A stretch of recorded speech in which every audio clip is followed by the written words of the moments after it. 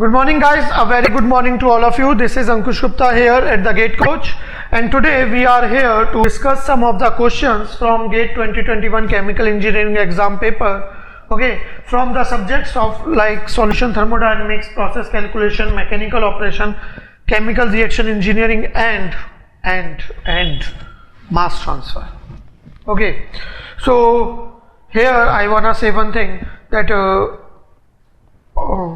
sorry for being late. Okay, but whatever questions we have, we are going to discuss all those questions with their concept and logic.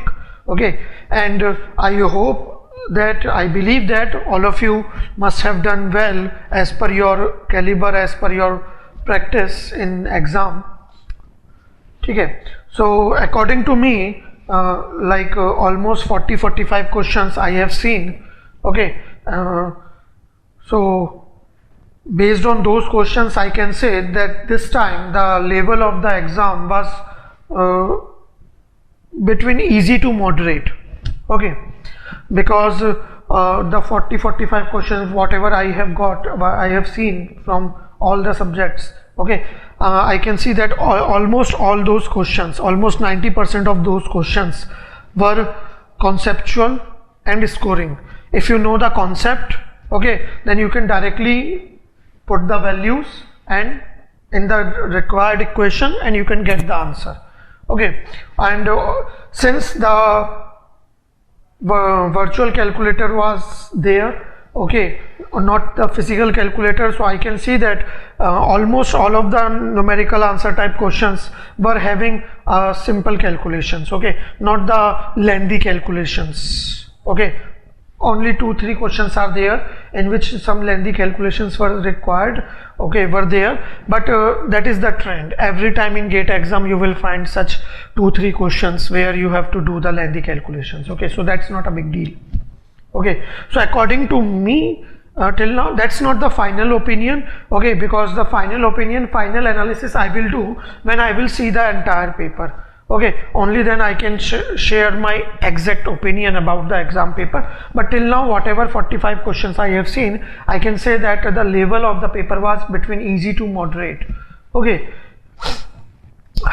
if you just read the question properly in GATE exam, then I believe that you must have solved that numerical or that question.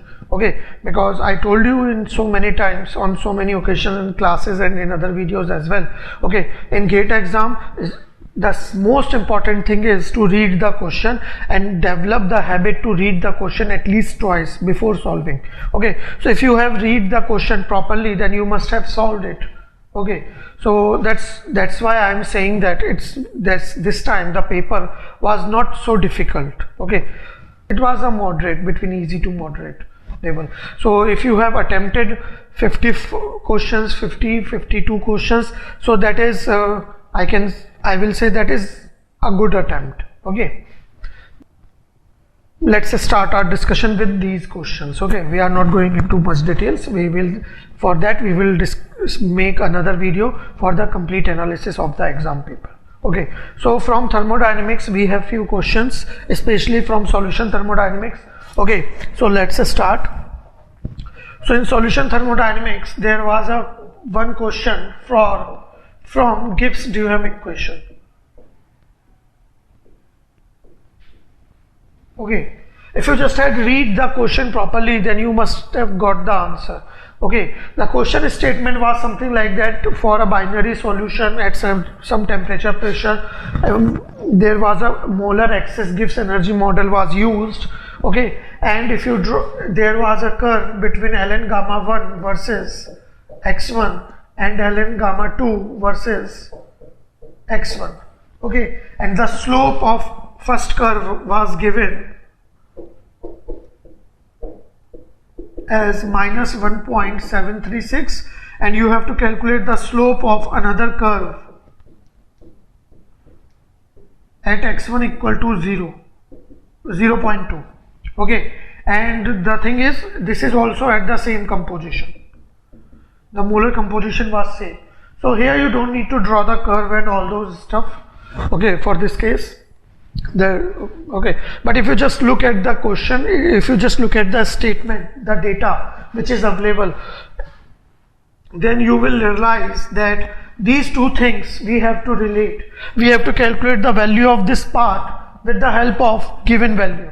Okay, and if you look at these two things, you will definitely realize that we have to use the Gibbs-Duhem equation, which is in terms of activity coefficient. And I hope you know that the Gibbs-Duhem equation in terms of activity coefficient is x1 dln gamma 1 over dx1 equal to x2 dln gamma 2 over dx2 for a binary mixture. Okay, and here we know that for a binary mixture, x1 plus x2 is always 1. So we can write dx1 equal to minus of dx2. And if you put this value here,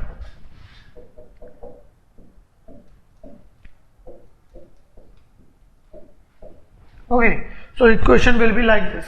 So now just put the values of the given variables. So x1 is given as 0.2. This value is given as minus 1.736 minus, since x1 is 0.2, so obviously x2 will be 0.8. Okay, so that's obvious. And you will get the value of this curve, the slope of ln gamma 2 versus x1 curve, and that value you can calculate. Okay, as I have calculated, this value will be about 0.434. Okay, so one easy numerical for 2 marks. Okay, so this was one question from solution thermodynamics about the Gibbs-Duhem equation. Okay, one of the easiest numerical where you can easily get 2 marks if you know the Gibbs-Duhem equation and if you just read the question properly and try to connect the dots. That's it. Okay, next question in thermodynamics. Okay, so next question again in solution thermodynamics from the property change of mixing. Okay, where you have to use the data of Gibbs energy change of mixing.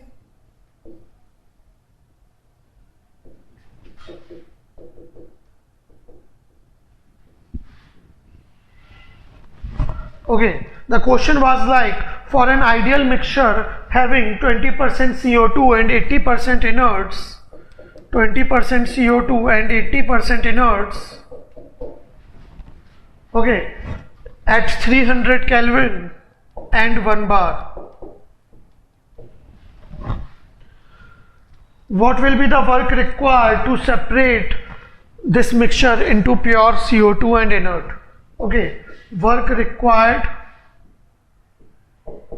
you have to calculate to separate this mixture into its constituents, into pure components. Like in the mixture, suppose we have 100 moles of mixture where 20 mole CO2 and 80 mole inert is present. Now I want to separate that to have 20 mole CO2 in pure form and 80 mole inert in pure form. Okay, so I assume that all of you know, like if I say this is a marker, this is a system, suppose, okay,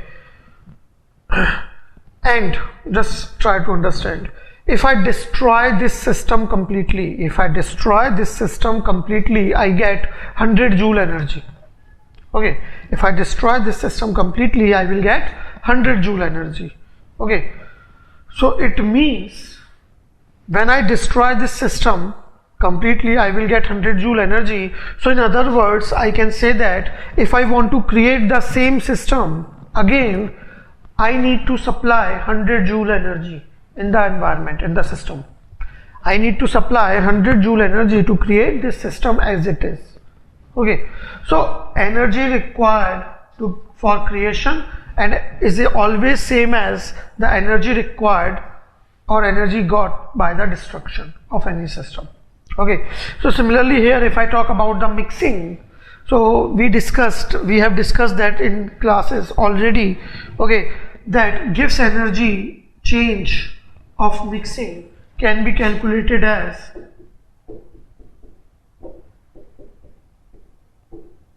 this for an ideal solution. For an ideal solution, we can calculate the Gibbs energy change of mixing like this. Okay, and this is the Gibbs energy change of mixing. And if you see, for an ideal solution xi, as we know that xi will always be less than equal to 1, okay, normally less than 1. Since xi is less than 1, so ln of fraction value will be negative, so delta G of mixing has to be a negative value always for an ideal solution, okay. And since delta G of mixing is negative, Gibbs energy change of mixing is negative, it means the mixing for an ideal solution, the mixing is always an spontaneous process, okay. Means when you have 20 mole CO2, 80 mole inert, and you add them, so they will get mixed spontaneously, naturally, okay, and the energy released will be this much, okay. Means to mix that system, the energy required will be this much.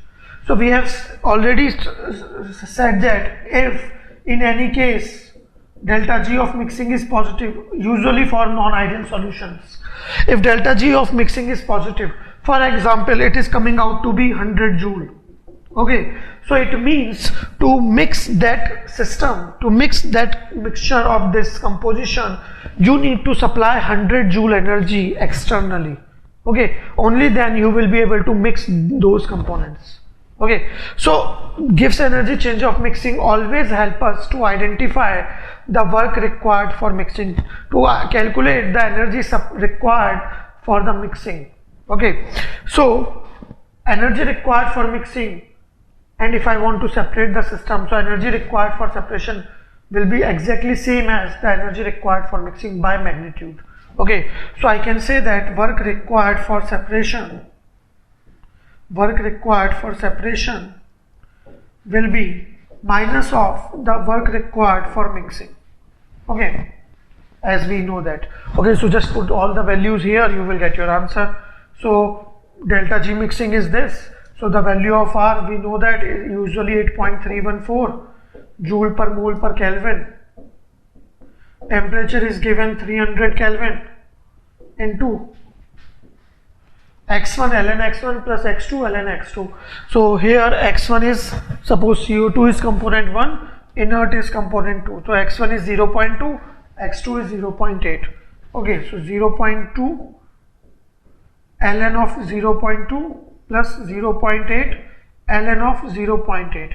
So when you solve this, you will get your answer, okay. That is coming out to be 124810 joule, or you can say 124.81 joule, kilojoule, okay. I don't know in which units they ask this question, so they ask you to type the answer, but whatever units are there, you can calculate like this, okay. So here you can see that the work required for separation is coming out to be about 124.81 kilojoule, okay. So I hope this is clear to all of you. So next question. So these are the two questions, guys, from the solution thermodynamics, okay, which I just got, okay. If there is any other question, then you can mention that in the comment section, okay, or you can mail us or WhatsApp us the question, okay. So next is process calculation. So let's start our discussion for the process calculation. There was a question about the combustion of methane, okay, where it is given that we have a system, we have a reactor in which we are sending 60 mole of methane, we are sending some oxygen, let's say Y mole, okay, and in the reactor outlet, means in the product part, we have 26 mole of methane, 4 moles of CO2 and 2 moles of oxygen, okay. And the reactions which are taking place are CH4 plus O2 gives SCHO plus H2O, and CH4 plus 2O2 gives CO2 plus 2H2O.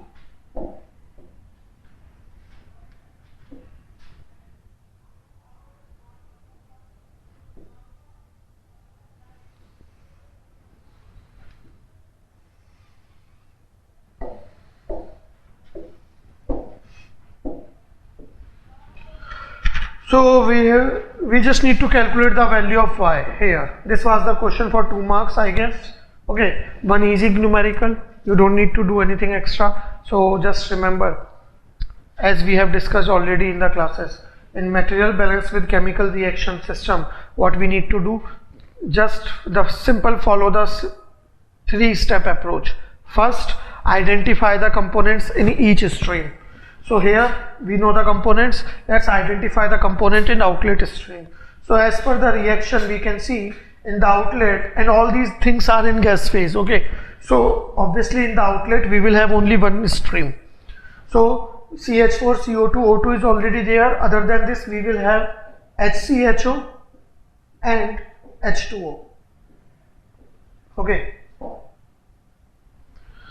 Second step, choose the basis on the side where we have the maximum data available.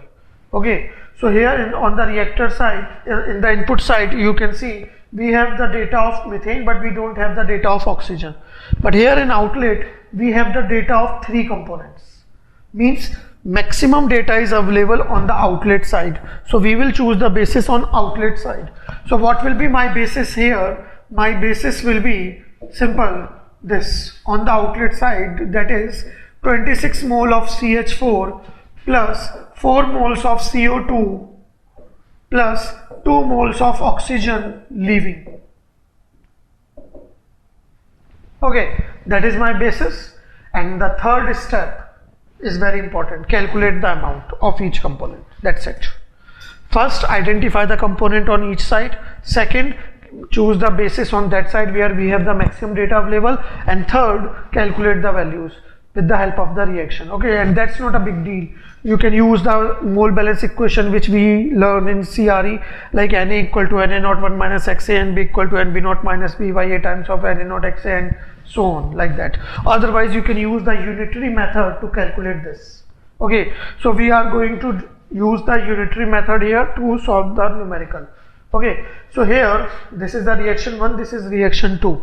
What we need to calculate the amount of oxygen fed. Okay, so just do the mole balance over oxygen first. What will be the mole balance over oxygen? So we know that oxygen balance will be like oxygen fed is equal to oxygen reacted in this reaction and in this reaction. So O2 reacted in reaction 1 plus O2 reacted in reaction 2 plus O2 out, O2 remaining, or O2 unreacted, whatever you want to say, you can say that. Okay, so here if you see, we already have this value O2 remaining, and we do need to calculate these two values, O2 reacted in both the reactions. Okay, so in first reaction, if you see, SCHO and H2O is there, methane and oxygen is there. So right now we don't have any data related to that. So in second reaction, CO2 is given. So we have the CO2. Okay, and since CO2 is participating only in second reaction, so whatever value we will get, that will be for the second reaction only. So for second reaction, you can do the mole balance. Okay, and you can see that 1 mole CO2 required 2 moles of oxygen and 1 mole of methane. 1 mole CO2 required 1 mole of CH4 and 2 moles of oxygen. Okay, how many moles of CO2 we have? 4. So it's obvious that 4 moles of CO2 will require 1 mole CO2 required, 1 mole CH4, 2 mole oxygen. So 4 mole of CO2 will require 4 mole of CH4 and 8 moles of oxygen.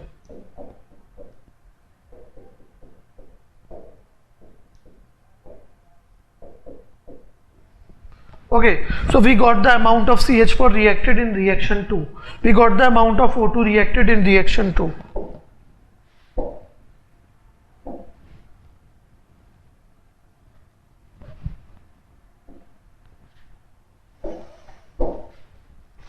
So O2 reacted in reaction 2 is 8. O2 out is 2. Now we need to calculate the O2 reacted in reaction 1.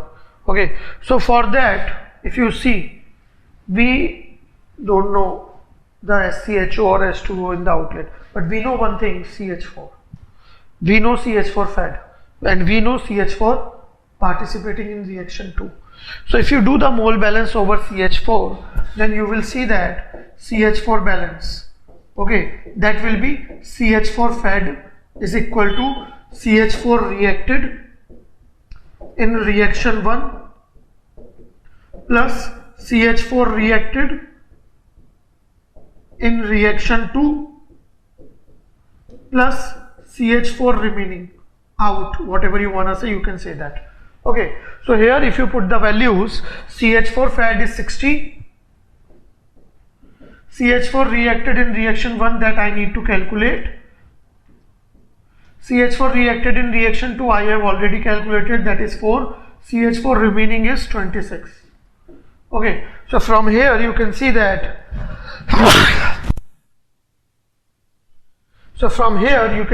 CH4 reacted in reaction 1 is coming out to be 30 mole.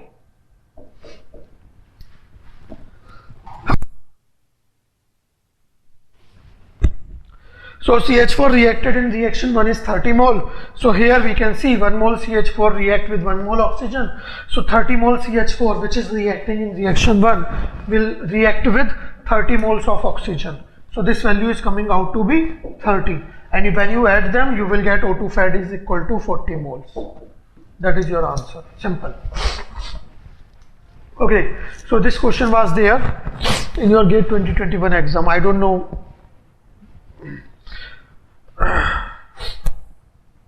how they can provide such a easy numerical, but maybe. So this is one easy numerical from material balance with chemical reaction. Okay. So here just read the question properly, draw the block diagram and see what they are asking and what is available, and the remaining variable how can you calculate. That's it, simple. Okay, anyways, this is from the process calculation. Okay, and one more question I have from the process calculation, that is actually from the designing of evaporators. Okay, that is from the designing of evaporators.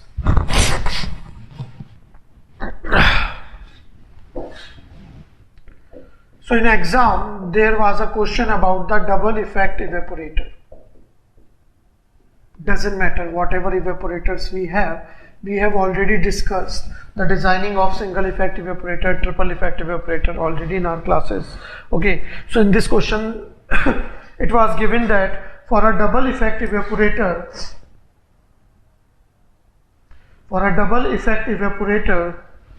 let me draw the block diagram for you guys. Suppose this is the first effect and this is the second effect.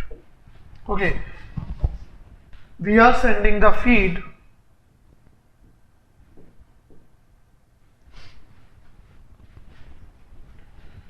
this is the thick liquid leaving from first evaporator and it will go in the second effect as a feed.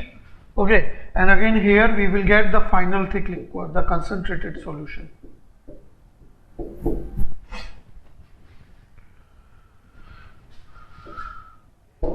Here we have the vapors leaving and again here some vapors are leaving. This is the normal block diagram for any evaporator system. Okay, now if as nothing is mentioned, so we will consider that as by default as a feed forward method. Okay, so in this case I hope you know that we will send the steam in the first effect. Okay, and that steam will leave as a condensate here. The vapors leaving from first effect will enter in the second effect. Okay, for the in replace of steam. Okay, and they will leave as condensate to provide the heating effect. Okay, so steam, let's say steam is entering at a temperature T set, feed is entering at a temperature TF.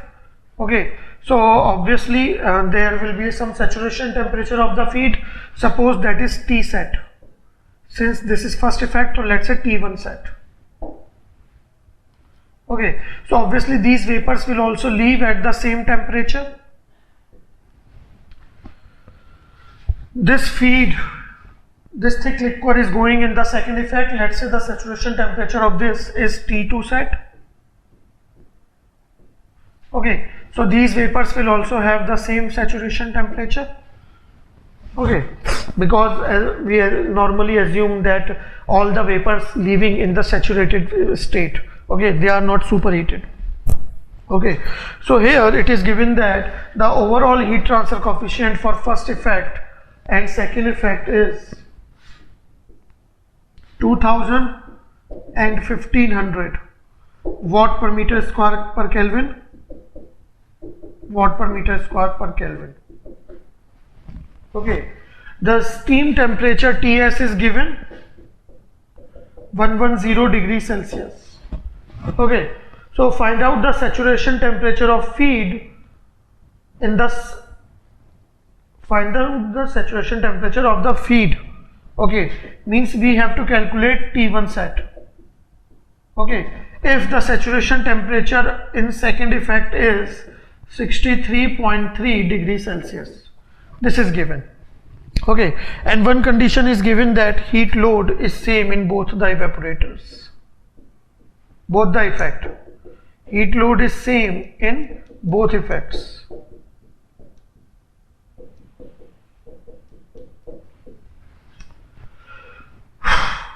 So in evaporators, we know that the heat load we can calculate, okay, or ultimately whenever, if you need to require the heat transfer area, the surface area in evaporator, okay, so we can calculate that with the help of this equation, where this is the heat load which you can calculate by doing the energy balance or in any other means.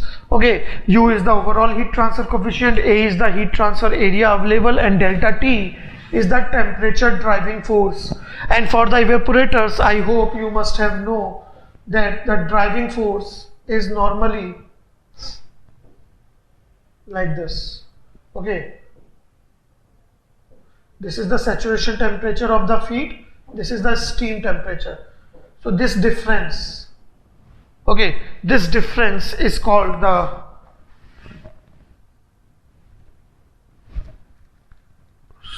driving force. Okay, this difference is known as the driving force. Delta T is basically the temperature of the steam, the heating media, minus the saturation temperature of the feed, the solution which you are sending. That is the heat transfer driving force here in evaporators. Okay, so here since heat load is same in both the effects, okay, that means Q1 is equal to Q2. Okay, what is Q1? That is U1 A1 delta T1 is equal to U2 A2 delta T2. Okay, so now here you can put the values.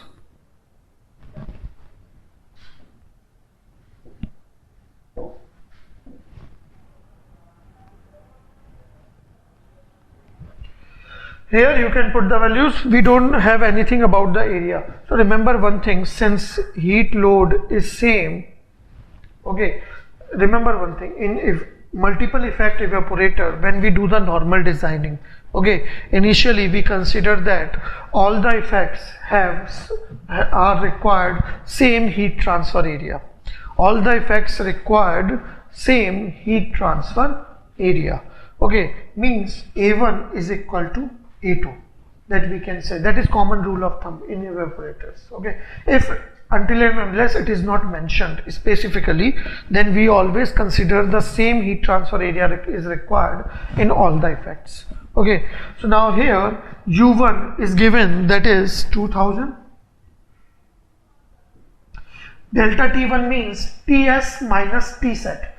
Ts is the temperature of the heating media, that is 110 degrees Celsius. And the saturation temperature of the feed is T1 set. For the second case, U2 is given 1500 and delta T2 will be the temperature driving force, that is the temperature of heating media minus saturation temperature. So temperature for heating media here will be these vapors. Okay, and the vapor temperature of these vapors will be same as the initial saturation temperature, that is T1 set, minus the saturation temperature of the feed here. So here the saturation temperature is given, that is 63.3 degrees Celsius. Okay, and I hope all of you know that for delta T temperature difference, 1 degree Celsius is same as 1 degree Kelvin. Okay, so in U as well, this is basically the delta T, 1 degree Kelvin.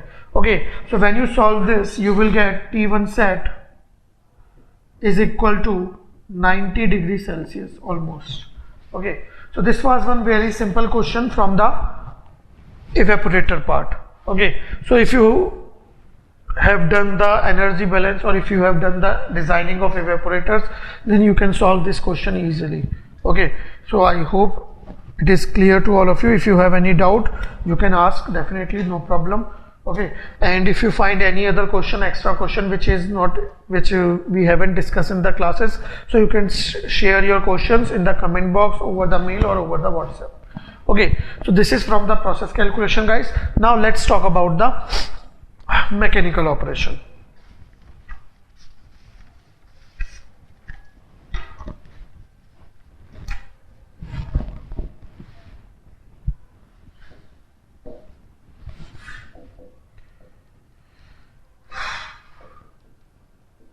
So in mechanical operation there are two simple questions. Every year they ask the easy questions only. Okay, इतू सा तो syllabus है, इतू से syllabus में कितने question पूछेंगे, तो हर साल वो रिपीटिव क्वेश्चन ही आते हैं, कुछ नया नहीं आता. ठीक है, बस स्टेटमेंट या फॉर्म थोड़ा चेंज हो सकता है. ठीक है, like there was a question about the fluidization part. Okay, for the fluidized bed.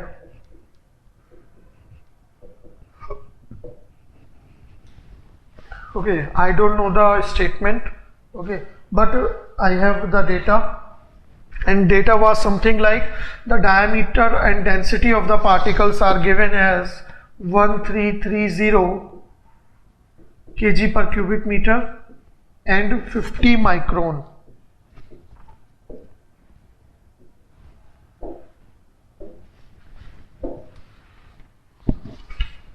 ये क्या हुआ?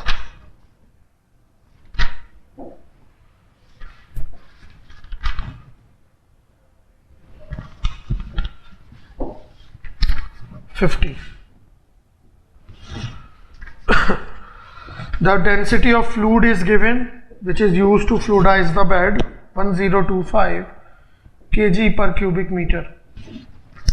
Okay, and you have to calculate the pressure drop per unit length across the bed, and the porosity of the bed at fluidization is given 0.4.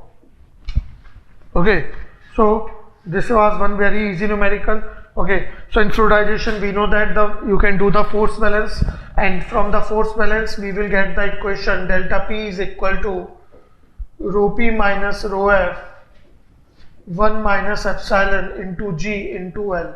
Okay, I am not discussing the concept. If you want to discuss that, so we have already uploaded the videos on our channel. You can watch the concept there. Otherwise you can mention in the comment box, we will provide you the link. Okay, so here if you put the values, delta P 1330, delta F, sorry, rho P, rho F is 1025, this is kg per cubic meter, density difference 1 minus epsilon, that is 1 minus 0.4 into G, that is 9.81 meter per second square. Okay, so from here this will be equal to delta P by L. So if you solve this, you will get your answer.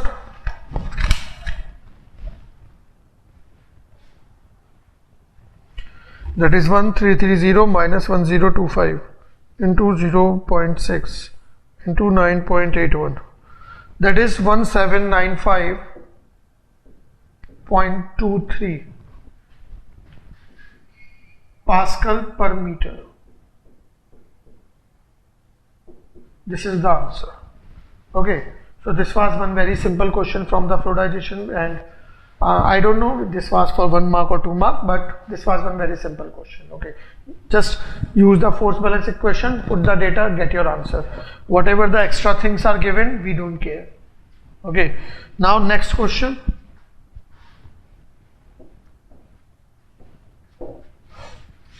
That was from the settling part, sedimentation. Okay, the question was, for a system we have particles A having diameter 30 micrometer and density 1100 kg per cubic meter. For particles B, the diameter is given as 10 micrometer and density is given as 1900 kg per cubic meter. Okay, so these particles are present in a bed. So the settling bed will be completely segregated by particles A above B, particles B above A, homogeneous, where A and B particle will be mixed together, or the particles B only. See, simply they are asking in the settling bed. Okay, the settling is basically, I hope all of you know that we have a particles, this is a fluid, and particles are moving in the same direction. All particles are moving in the same direction. Okay, so normally if I talk about the gravitational settling, okay, so if all the particles are moving in vertically downward direction, that is what we call settling. And I hope all of you know the laws of settling, which we have discussed in so many occasions. Okay, that the coarse particles will have faster settling velocity as compared to fine size particles of same size, same shape and density. Heavy gravity particles will have faster settling velocity as compared to lighter gravity particles of same size and shape, and similarly for other 2 points are there. Okay, anyways, we don't know about all these things. Okay, and I think it was Stokes law regime was given. Okay, even if it is not given, I don't know. Okay, what was given, so you can check accordingly. I will share the general approach. See, it's very simple. There are 2 particles, suppose A and B. Just try to understand. Both are starting from point 0. Okay. Suppose if the settling velocity of A is more than the settling velocity of B. Okay. So all of us know that distance is equal to speed into time. Okay. So in the same time interval, if you check, then since the settling velocity of A is more than B, so distance traveled by A will be more as compared to B. So it's obvious that A particles will be in the bottom and B particles will be on the top. Okay, during the settling. So this is the common concept. So what you need to do, just calculate the ratio of their terminal settling velocities. Okay, that is VTA over VTB, and check what will be the ratio, less than 1, greater than 1, or equal to 1. Okay, so in case you flow regime is not given, suppose. Okay, so we know that terminal settling velocity in general for spherical particles, we can assume the formula is 4/3 CD rho f dp g rho p minus rho f. For the second particle, it will be like 4/3 CD rho f dpb g rho pb minus rho f.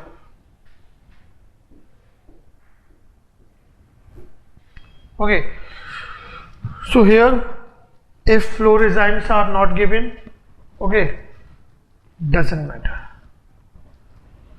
4/3 rho f g, all these values will get cancelled, and you will get VTA over VTB is equal to rho PA minus rho f divided by rho PB minus rho f, multiply by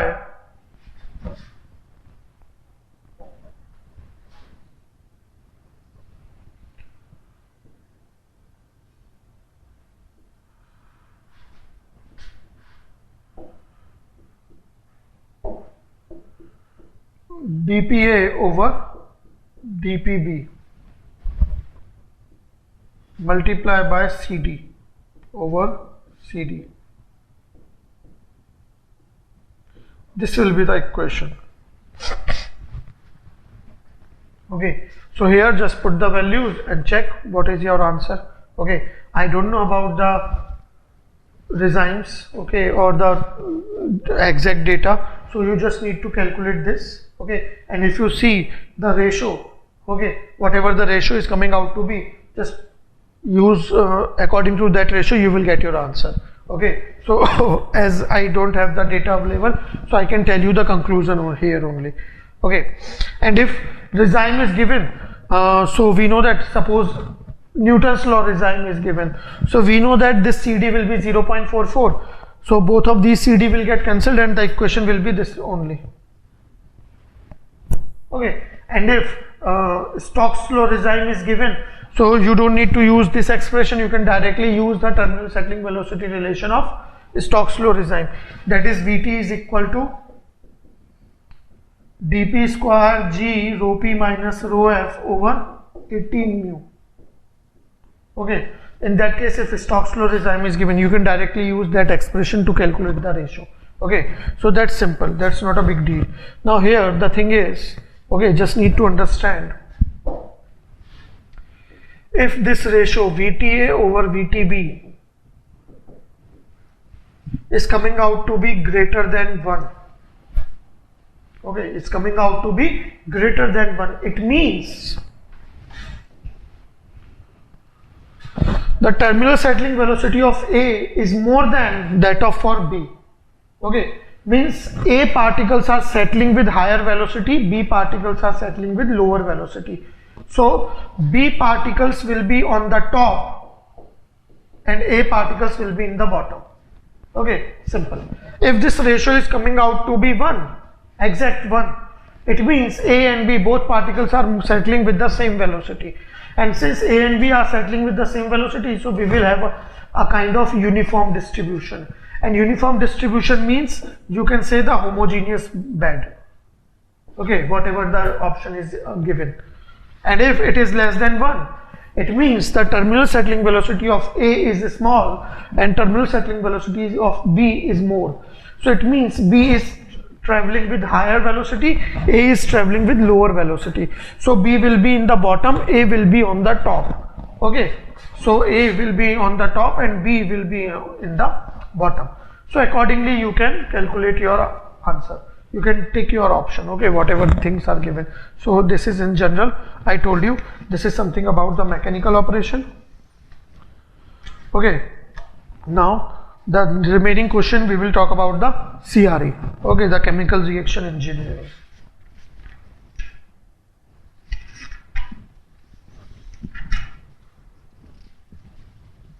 And then mass transfer. Okay. So I hope guys this video was helpful for all of you, and you may be able to understand how to solve all those things. Okay, and if you have already getting the same answer, or if you have solved the numericals by the same approach, then it's good. Okay, so see you guys next time. We will come in coming 2-3 days only. We will come with the analysis video where we will try to analyze the GATE exam question paper, where we will see exactly that what was the level of the question paper, how much cutoff you can expect, okay, and what marks you can expect to get top 100 rank and top 200 rank, like that. Okay, so all those things we will see in the upcoming video. Okay, we will upload that ASAP, or it may take at least 2-3 days. Okay, if you want to discuss the exam paper, GATE 2021 chemical engineering exam paper live, okay, so you can mention all that in the comment section. Okay, we will discuss that in the live video, or otherwise we will record the video and upload. Okay, so if you want us to discuss all those things, or if any other question is remaining which you want to discuss, just mention the question in the comment section. We will love to help you to discuss that question. Okay, so thank you guys, see you, take care, tada.